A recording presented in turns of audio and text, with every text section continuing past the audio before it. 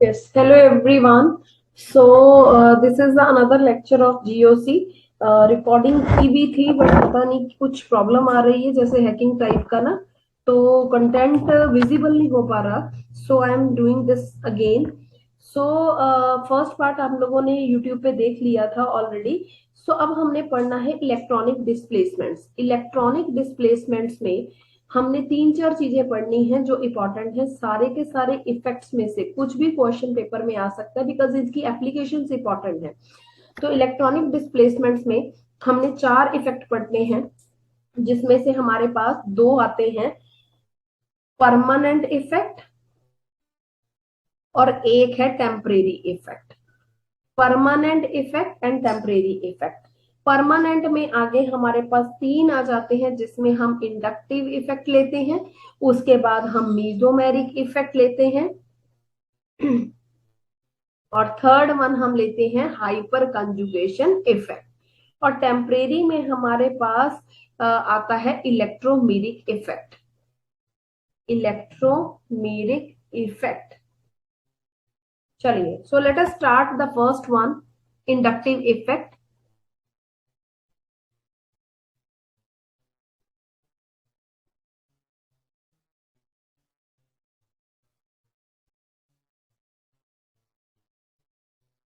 Inductive effect आप सभी को पता है कि परमानेंट इफेक्ट है. और ये कब होता है, मान लो किसी भी चेन में अगर आपने कोई भी इलेक्ट्रॉन विड्रॉइंग ग्रुप लगा दिया, जैसे यहां लगाया, तो ये क्या करेगा, इलेक्ट्रॉन डेंसिटी पुल करेगा पूरी चेन में से. ठीक है, बट ये डिफेक्ट जो है दैट इज डिस्टेंस डिपेंडेंट. ठीक है, डिपेंडेंट अपॉन डिस्टेंस. ये डिस्टेंस के ऊपर डिपेंड करता है. जितना पास में है उतनी जल्दी पावर आ जाएगी, बट जितना दूर दूर जाते जाएंगे पार्शियल चार्जेस यहाँ पे कम होते जाएंगे. क्योंकि डिस्टेंस जब बढ़ता जाता है तो यहाँ पे इफेक्ट जो है वो कम होता जाता है. ठीक है, तो ये आपने याद रखना है कि ये डिस्टेंस डिपेंडेंट इफेक्ट है. जितनी दूर ये जाता जाएगा, डिस्टेंस बढ़ता जाएगा, तो इंडक्टिव इफेक्ट जो है वो निल होता जाएगा. ठीक है, दूसरी चीज, अब यहाँ पे 2 तरीके के इफेक्ट्स आते हैं आगे. एक है प्लस आई इफेक्ट, एक है माइनस आई इफेक्ट. जो भी ग्रुप इलेक्ट्रॉन डोनेट करते हैं, इलेक्ट्रॉन डोनेटिंग ग्रुप्स है, वो प्लस आई इफेक्ट शो करते हैं. और जो भी इलेक्ट्रॉन विड्रॉइंग ग्रुप्स है वो माइनस आई इफेक्ट शो करते हैं. तो अब आपने ऑर्डर्स याद रखने हैं कि कौन ज्यादा डोनेटिंग है, कौन विड्रॉइंग है, ताकि आप क्वेश्चंस के लिए उस चीज को प्रिपेयर कर पाए. फाइन. तो उसके बाद हमने ये 2 इफेक्ट्स को डिटेल में पढ़ना है.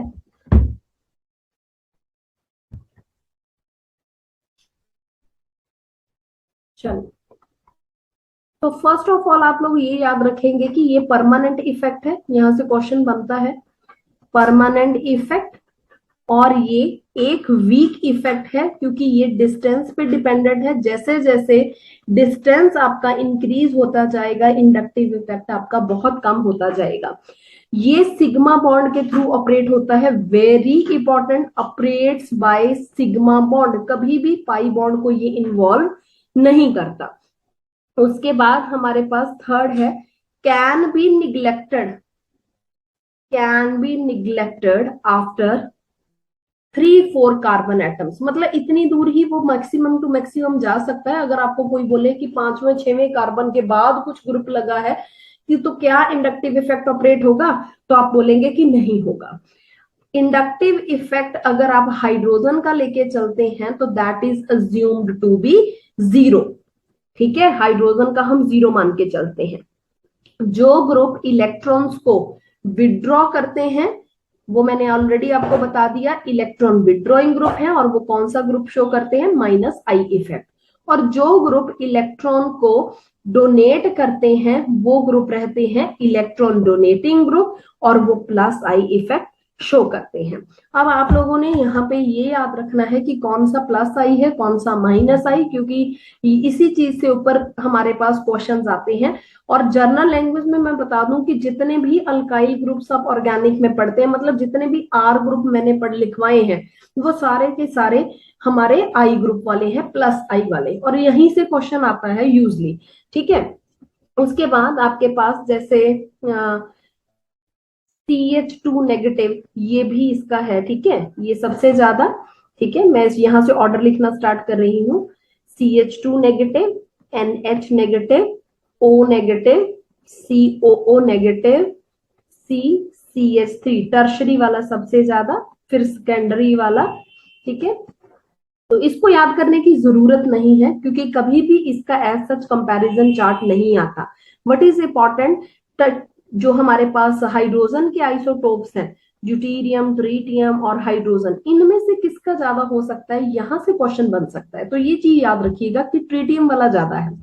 उसके बाद माइनस आई में NF3, ठीक है, ये सबसे ज्यादा, NR3, उसके बाद NH3, NO2, फिर CN, फिर COOH, फिर फ्लोरीन, क्लोरीन, ब्रोमीन, आयोडीन, फिर OH।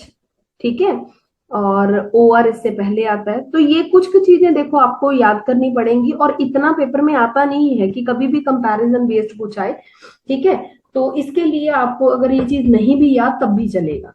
उसके बाद हमारे पास है एप्लीकेशंस, क्योंकि एप्लीकेशंस के ऊपर क्वेश्चन आएंगे। सबसे जरूरी चीज ये है कि आपने इसको याद रखना है। तो एप्लीकेशन में सबसे इंपॉर्टेंट पार्ट है कि हमारे पास अगर प्लस आई इफेक्ट, मतलब कार्बोकटाइन दे दिया, ठीक है, सपोज करिए कार्बोकटाइन दे रखे हैं, तो कार्बोकटाइन की जो स्टेबिलिटी है वो डिपेंड करती है प्लस आई के ऊपर। और ये मैंने बहुत सारा डिटेल में करवा रखा है। ठीक है, प्लस आई, ठीक है, जितना प्लस आई ज्यादा होगा कार्बोकटाइन की स्टेबिलिटी ज्यादा होगी। ठीक है, जो प्लस आई मतलब इलेक्ट्रॉन डोनेटिंग ग्रुप जितने ज्यादा है, कार्बोकटाइन की स्टेबिलिटी उतनी ही ज्यादा।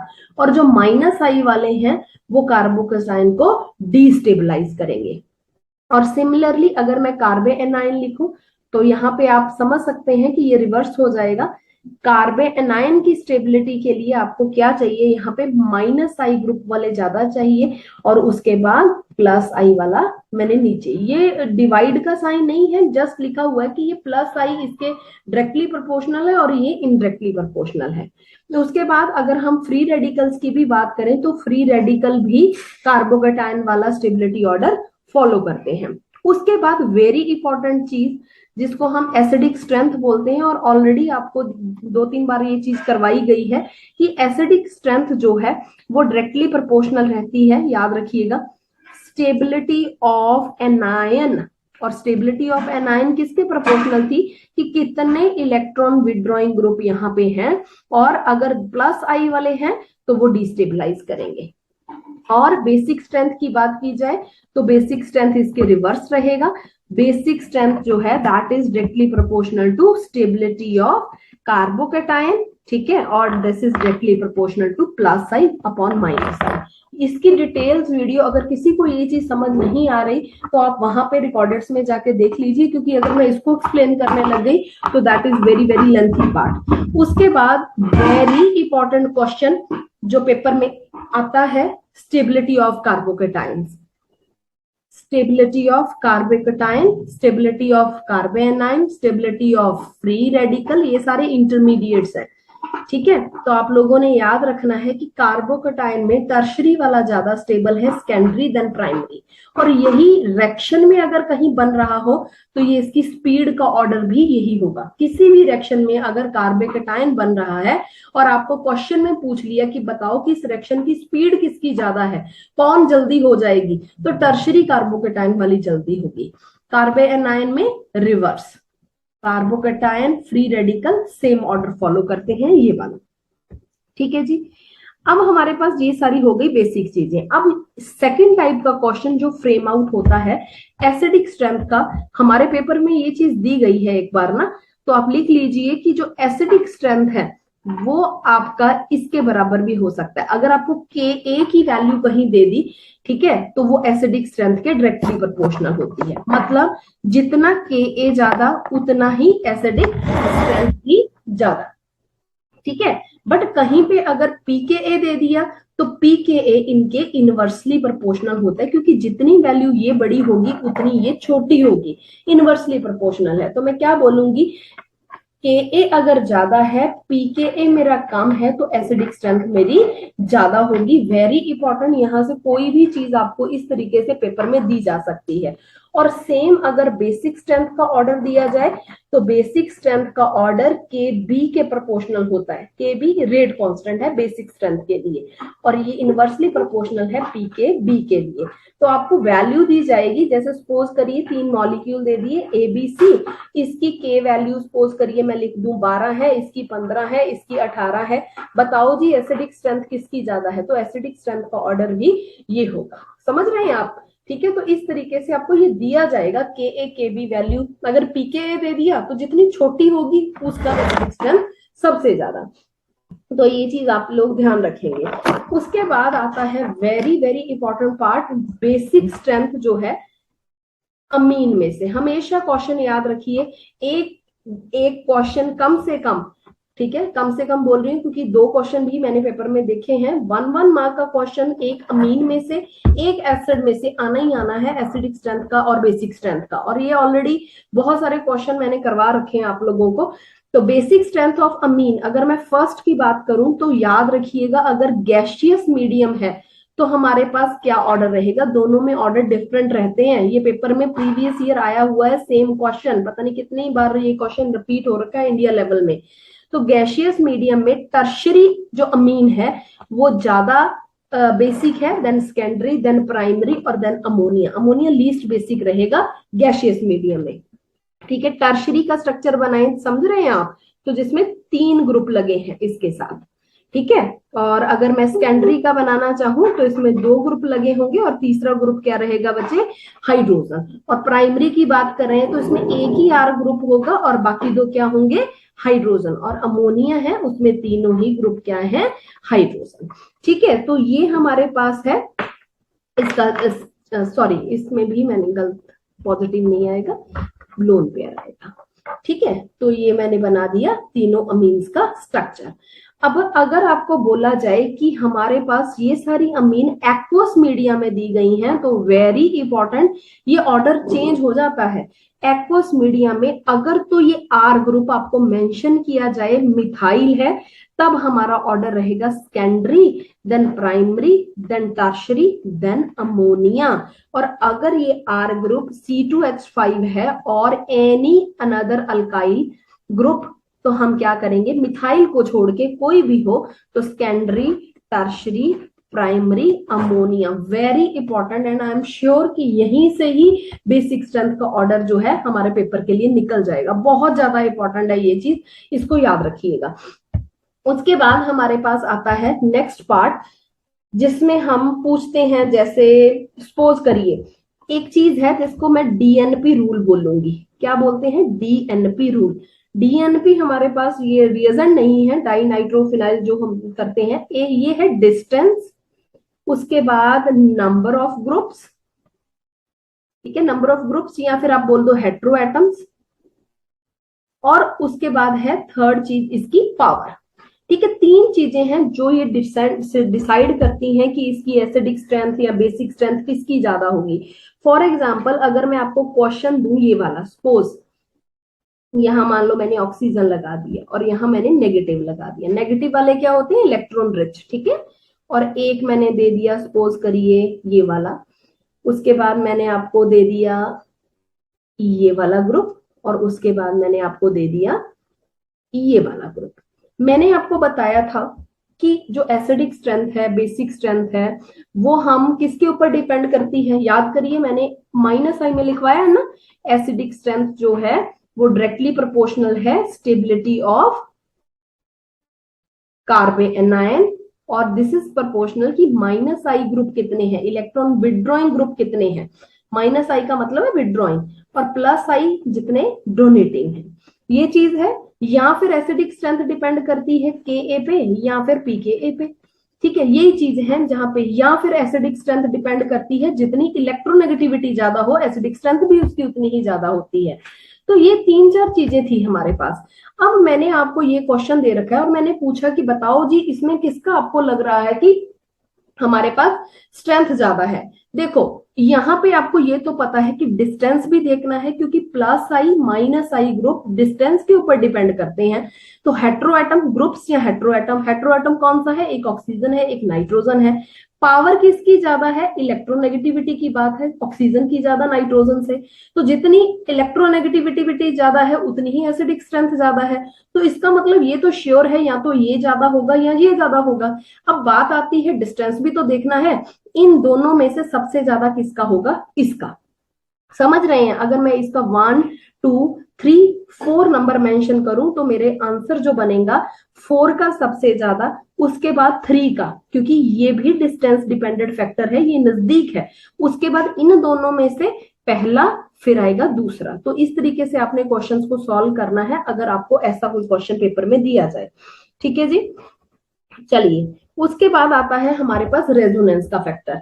रेजोनेंस एक ऐसा फैक्टर है जिसमें हमने ये देखना है कि कौन सा ग्रुप अपने बॉन्ड्स को एक जगह से दूसरे जगह तक डिस्प्लेस कर रहा है।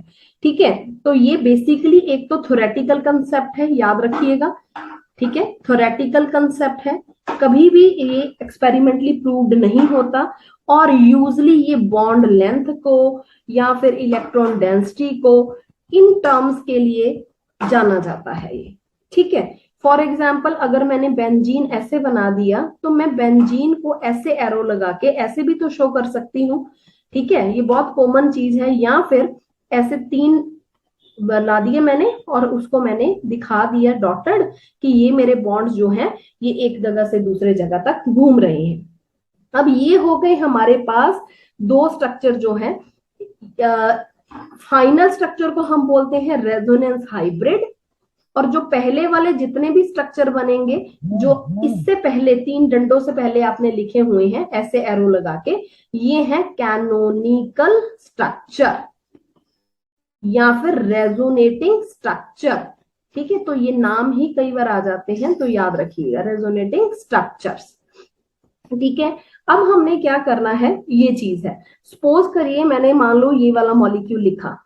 ठीक है, अब मैंने क्या किया, इसका रेजोनेटिंग स्ट्रक्चर ड्रॉ करना है, तो मैं इसको ऐसे लेके जाऊंगी, ये ऐसे लेके जाऊंगी। जहां मैंने शिफ्ट किया मुझे डबल बॉन्ड बनाना है। ठीक है, और जिसने इलेक्ट्रॉन ले लिया तो उसके ऊपर नेगेटिव लगाना है, और तो कोई शिफ्टिंग हो नहीं सकती। अब मैं ऐसे 3 लाइनें मारूंगी, फिर मैं क्या कर सकती हूँ, मैं दोनों ही जगह सिंगल सिंगल बॉन्ड बनाऊंगी और दोनों ही जगह डॉटेड शो कर दूंगी। ठीक है, क्योंकि एक जगह बॉन्ड बन रहा है दूसरी जगह टूट रहा है, तो दोनों ही जगह हम डॉटेड शो करेंगे और दोनों के ऊपर ही पार्शियल नेगेटिव चार्ज। तो सेम चीज ये वाले स्ट्रक्चर कैनोनिकल स्ट्रक्चर, और ये वाला हमारे पास क्या है, रेजोनेंस हाइब्रिड। तो इस तरीके से हमारा क्वेश्चन चलता है। इंपॉर्टेंट क्या है कि जो रेजोनेंस इफेक्ट है वो एक परमानेंट इफेक्ट है। This is a permanent effect, क्योंकि जितनी जल्दी शिफ्टिंग होगी तभी रिएक्शन के मैकेनिज्म चलते हैं। ऐसा तो नहीं है कि हमने थ्योरेटिकल बनाया तो एक्सपेरिमेंटली इसका कोई लॉजिक नहीं है। अब ये याद रखिएगा, इंट्रामॉलिक्यूलर फिनोमिना है। ठीक है, ये पूछ सकता है क्योंकि एक ही मॉलिक्यूल के विद इन ही ये चल रहा है, तो हम क्या बोलेंगे, इंट्रामॉलिक्यूलर फिनोमिना। ठीक है, और यहाँ पे होता क्या है, डीलोकेलाइजेशन। डीलोकेलाइजेशन अगर आप देख रहे हैं कौन से बॉन्ड की हो रही है, पाई बॉन्ड के इलेक्ट्रॉन्स की। तो यहाँ सिग्मा बॉन्ड नहीं है, पाई बॉन्ड के इलेक्ट्रॉन्स की डीलोकेलाइजेशन होती है। ठीक है, अब रेजोनेंस हाइब्रिड जो था मैंने लिखा था रेजोनेंस हाइब्रिड, ये स्ट्रक्चर सभी स्ट्रक्चर्स में से जितने मैंने यहाँ पे जैसे 1 2 3 कई जगह तो 7 7 8 8 भी बनेंगे, ये सबसे ज्यादा स्टेबल है।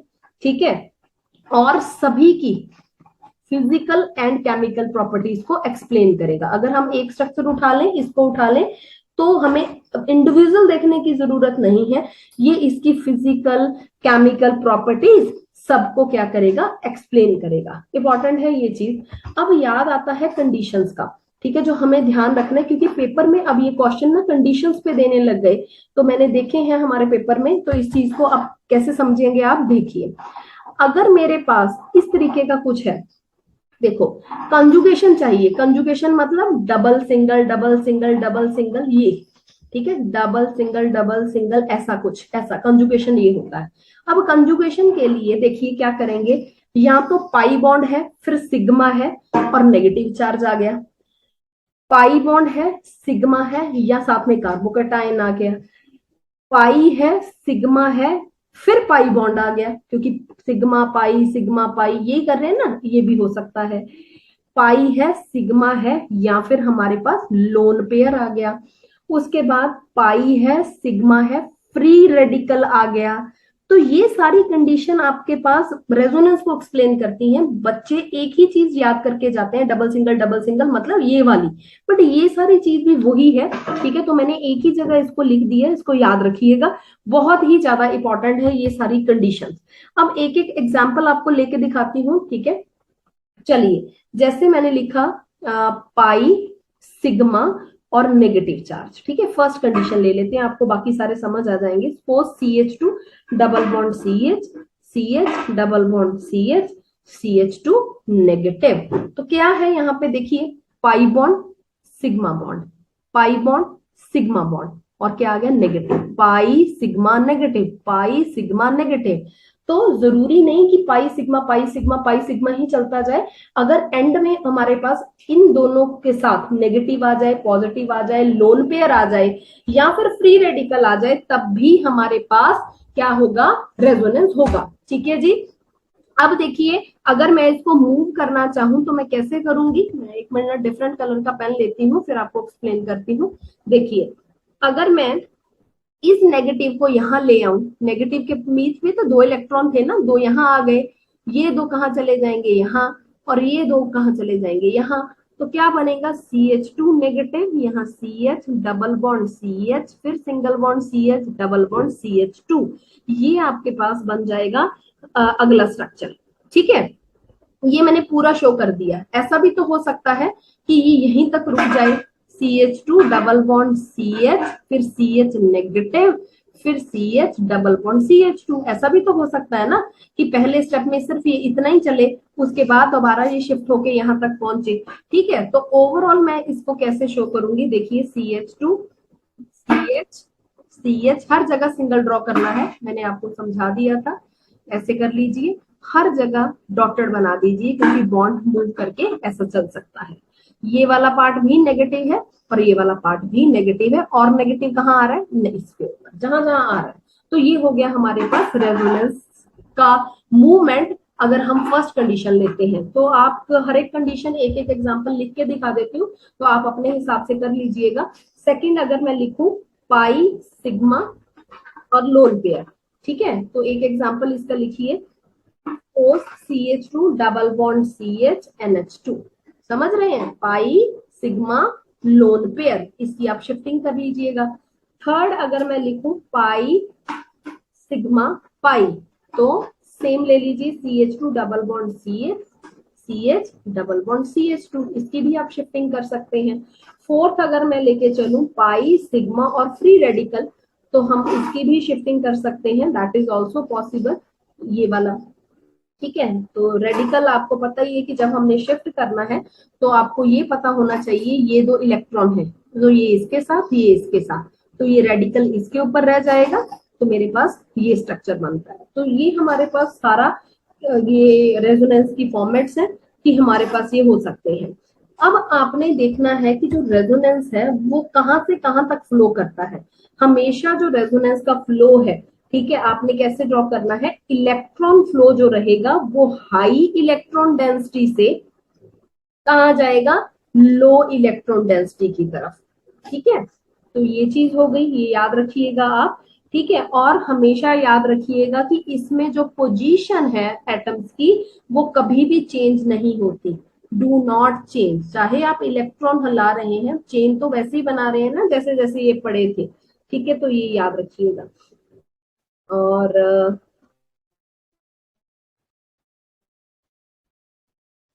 लिखिए, all resonating structures have same net charge, सभी के ऊपर चार्ज सेम रहेगा। क्यों, क्योंकि एट द एंड हम ये नहीं ड्रॉ कर देते, ठीक है, जैसे मैंने आपको सिखाया था कि आपने सिंगल सिंगल बना लेना है, फिर रेडिकल दिखाने हैं, ठीक है, और डॉटेड कर सकते हो आप। ठीक है, तो इलेक्ट्रॉन की मूवमेंट होगी, बट चार्ज अगर लास्ट वाले स्ट्रक्चर पे देखेंगे तो नेट चार्ज यहाँ पे सेम रहेगा। तो यहाँ से क्वेश्चन कैसे आते हैं, यहाँ पे जितना बेसिक पार्ट था अगर आप ये भी याद रख लेते हैं तो आप क्वेश्चन कर पाएंगे। तो एक क्वेश्चन मैं फ्रेम करके दिखा देती हूँ। सपोज करिए आपको ये दे दिया मॉलिक्यूल, ठीक है, और आपको ये दे दिया, और आपको दे रखा है ये वाला, और आपसे पूछ रहा है कि बताइए कि रेजोनेंस किसमें पॉसिबल नहीं है। ठीक है, ये बता दीजिए resonance is possible in which structure. ठीक है, तो कैसे करेंगे, वही ऊपर वाली कंडीशंस पता होनी चाहिए तभी काम चलेगा। देखिए आ जाइए, अगर मैंने आपको ये बताया था कि हमारे पास पाई है, सिग्मा है, और फिर ये लोन पेयर है। अब ये एक चीज आपने याद रखनी है कि कभी भी जो सेकंड ऑर्बिट है, सेकंड ऑर्बिट बहुत इंपॉर्टेंट है, ये मैंने इसलिए लिखा क्योंकि क्वेश्चन के बेस में से ये निकालना है, और तभी ये चैप्टर लंबा बन रहा है। बट अगर आप पूरी ऑर्गेनिक को छोड़ के ये वीडियोस भी देख लेते हैं तब भी बहुत काम हो जाएगा। सेकंड ऑर्बिट जो है हमारे पास, उसका कोई एलिमेंट आ जाए, ठीक है, उसका कोई भी आपके पास एलिमेंट आ, ऑर्बिट नहीं सॉरी पीरियड, सेकेंड पीरियड वाले में जैसे कार्बन हो गया, नाइट्रोजन, ऑक्सीजन, फ्लोरीन, ये सारे बेरिलियम, लिथियम, ये सेकेंड पीरियड के हैं, है ना। फर्स्ट पीरियड में तो हाइड्रोजन हीलियम ही होता है। तो सेकेंड पीरियड के एलिमेंट जो हैं, जब भी वो इस तरीके से इन्वॉल्व करेंगे, वो कभी भी हमारे पास रेजोनेंस वाले स्ट्रक्चर में इन्वॉल्व नहीं होते। क्यों? क्योंकि मैं आपको दिखाती हूँ कैसे। ये सेकंड पीरियड में आ गया तो देखो पी पाई था, ये सिग्मा था, होने को शिफ्टिंग ये यहाँ होगी, तो ये तो बॉन्ड टूट गया ना। ठीक है, बाकी अगर इस चीज को आप नहीं याद रखते तो मेरी ऊपर वाली कंडीशन याद रखिए, पाई सिग्मा और लोन पेयर तो था, बट अगर मैं इसको यहाँ शिफ्ट करती हूँ तो ये बॉन्ड कहाँ शिफ्ट होगा, अगर ये यहाँ करूंगी ये तो ट्रिपल बॉन्ड बन गया, ये तो गलत हो गया, बॉन्ड ही टूट जाएगा। तो बॉन्ड तोड़ना थोड़ा ना हमने रेजोनेंस में, तो यहाँ तो पॉसिबल ही नहीं है। अब यहाँ देखिए, अगर मैं ये इधर ले आऊं और ये इधर आ जाए, ये देखिए ये लोन पेयर था, ये सिग्मा था, ये पाई था, पाई सिग्मा लोन पेयर ये वाला, तो ये कंडीशन ठीक है, ये करेगा। अब यहाँ पे क्या है, पाई सिग्मा पॉजिटिव, तो ये भी करेगा। ठीक है, तो ये पॉसिबल नहीं है। ठीक, तो इस तरीके से कोई भी क्वेश्चन आपको फ्रेम आउट करके दे सकते हैं। This is all about the resonance. अब रूल्स हैं कुछ जो आपने याद रखने हैं। रूल नंबर 1 मैं लिख लेती हूँ 2-3 बार, एक मिनट, अलग कलर से। Rule 2, rule 3, rule 4।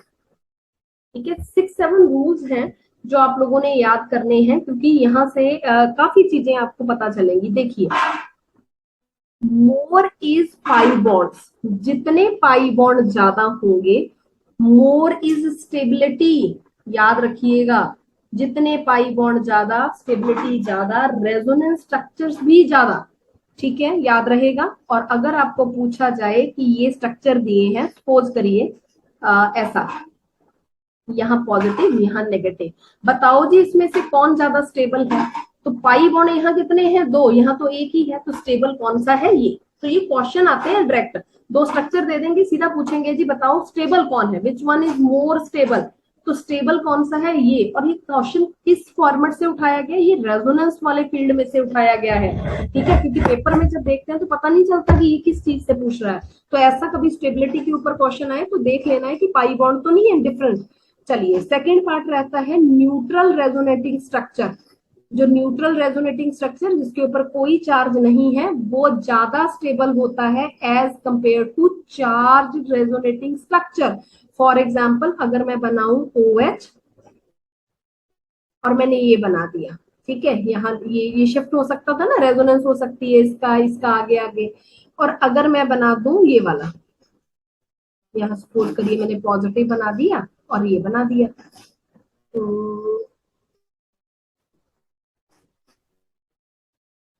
तो कौन सा ज्यादा स्टेबल है, न्यूट्रल वाला। ठीक है, थर्ड क्वेश्चन फ्रेम आउट हो सकता है, ऑक्टेट कंप्लीट होना चाहिए। अगर ऑक्टेट कंप्लीट है तो वो मोर स्टेबल होगा। ये भी रेजोनेटिंग स्ट्रक्चर्स की बात कर रहा है। ठीक है, बहुत सारे रेजोनेटिंग स्ट्रक्चर दे देगा आपको, 4 ऑप्शन दे देगा और पूछेगा जी बताओ विच वन इज मोर स्टेबल। तो आपने चेक करना है कि ऑक्टेट कंप्लीट है जिसका, वो ज्यादा स्टेबल है। कैसे?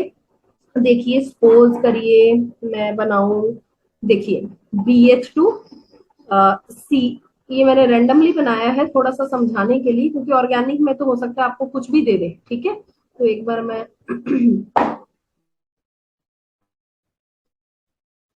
इस तरीके से, ठीक है। अब अगर मान लो इन दोनों में से आपसे पूछा जाए, ये नेगेटिव है, कि कौन ज्यादा स्टेबल है। देखिए इसकी बात की जाए, बोरोन के आसपास हमारे पास 3 बॉन्ड होते हैं जिसमें 6 इलेक्ट्रॉन होते हैं और इसका ऑक्टेट कंप्लीट नहीं है। तो यहाँ पे भी तो यही चीज हुई है। ठीक है, 1 बॉन्ड, 2 बॉन्ड, 3 बॉन्ड, तो इसका मतलब इसका ऑक्टेट जो है वो कंप्लीट नहीं है। और यहाँ पे आ जाइए, ठीक है, 1 2 3 4 5 6 7 8, 2 इलेक्ट्रॉन नेगेटिव के करके पड़े हैं। तो मैं यहाँ पे क्या बोलूंगी कि इसका जो ऑक्टेट है वो कंप्लीट है। तो कौन ज्यादा स्टेबल है? रेजोनेटिंग स्ट्रक्चर से ही ये 4 तरह के क्वेश्चन पेपर में आते हैं। ठीक है, चौथा आ जाइए आगे, negative charge on more electronegative atom, ठीक है, and positive charge on less electronegative atom, यही फॉर्मेट होना चाहिए था, तभी वो स्टेबल होगा। तो 3-4 स्ट्रक्चर दिए जाएंगे जिसमें से पूछेगा जी बताओ स्टेबल कौन है। तो आपको जैसे इस तरीके से क्वेश्चन दिया NH, और आपको मैंने क्वेश्चन दे दिया ये वाला, बताओ जी कौन ज्यादा स्टेबल है। ठीक है, फॉर एग्जाम्पल आपको यहाँ नेगेटिव शो कर दे तो 4 मैं बना के दिखा देती हूँ।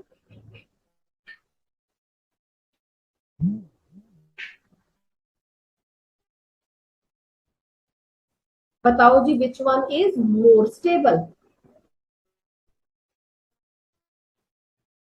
विच is more stable. Electronegative atom पे नेगेटिव चार्ज होना जरूरी है, इलेक्ट्रोनेगेटिव पे नेगेटिव चार्ज होना जरूरी है। ठीक है, और लेस नेगेटिव पे पॉजिटिव, तो हमारे पास जो स्ट्रक्चर है वो कौन सा ज्यादा स्टेबल होगा? This one is most stable. ठीक है, तो ऐसे क्वेश्चन आपको पेपर में जब आते हैं तो आपको ये नहीं याद रहता कि रेजोनेंस के ऊपर है। तो मैंने 5-6 तरह के क्वेश्चन सारे एक ही जगह कर दिए हैं। ठीक है, नेक्स्ट रूल देखिए, 6 रूल है ये।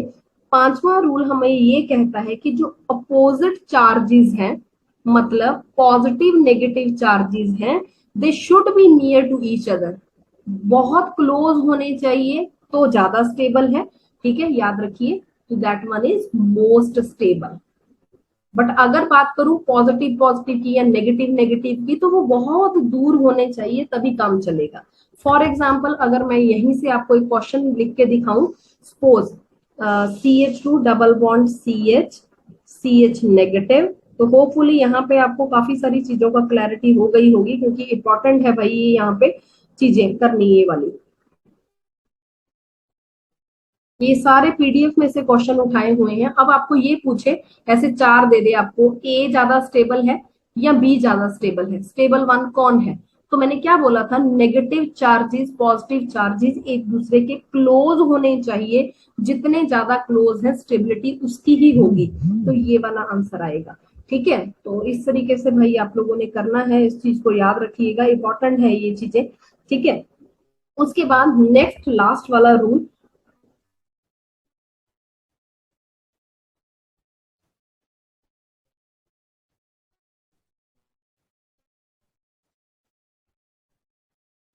Yes almost it is done. ठीक है, और लास्ट में, more conjugated system is more stable. More conjugated system, जितनी कॉन्जुगेशन ज्यादा, उतने ही पाई बॉन्ड भी ज्यादा होंगे ना इनडायरेक्ट वे से, तो उतनी ही ज्यादा स्टेबिलिटी। तो ये भी याद रखिएगा, इंपॉर्टेंट है। ठीक है जी। अच्छा, अगर ये चीज नहीं है और क्वेश्चन में ना मेरे से ये पूछ लिया कि बताओ जी हमारे पास, एक मिनट, फॉर, लिख लो इसको, फॉर इक्वल कंजुगेशन, मान लो 2 मॉलिक्यूल है, कंजुगेशन भी बराबर है। ठीक है, aromatic one is more stable. फिर ये चेक करना है कि कौन ज्यादा एरोमेटिक है, अगर एरोमेटिक है वो ज्यादा स्टेबल होगा। फॉर एग्जाम्पल अगर मैं आपको ये दे दूं और मैंने आपको बेंजीन बना के दे दिया, तो यहाँ पे double single double single double single double single double single double single, conjugation तो एकल जैसी है, पर स्टेबल कौन होगा? एरोमेटिक वाला। ऐसा क्वेश्चन भी पेपर में आ सकता है। Very important, very very important. ठीक है, तो ये चीज प्लीज आप याद रखिएगा, कुछ भी इस तरीके से फ्रेम आउट हो सकता है। और लास्ट में ये भी लिख लो कहीं पे, ये छूट ही ना जाए। ठीक है, extended conjugation is more stable. जितने ऑर्गेनिक का मैं काम करवाऊंगी वो लेंथी रहेगा, तो अगर एक पार्ट मैंने क्लास में करवा दिया तो डेफिनेटली एक वीडियो आएगी, बिकॉज क्लास में 2 घंटे में चैप्टर पॉसिबल करना मुश्किल है। बट मैं ये चाहती हूँ कि आप लोग अगर ये वीडियो देख लें तो आपके पेपर के लिए आपको कुछ और ना पढ़ना पड़े। ठीक है, तो एक्सटेंडेड कंजुगेशन कहीं पे आ जाए तो वो नॉर्मल कंजुगेशन से ज्यादा स्टेबल होगी। 1 मिनट दीजिए, आई वॉन्ट टू अटैच।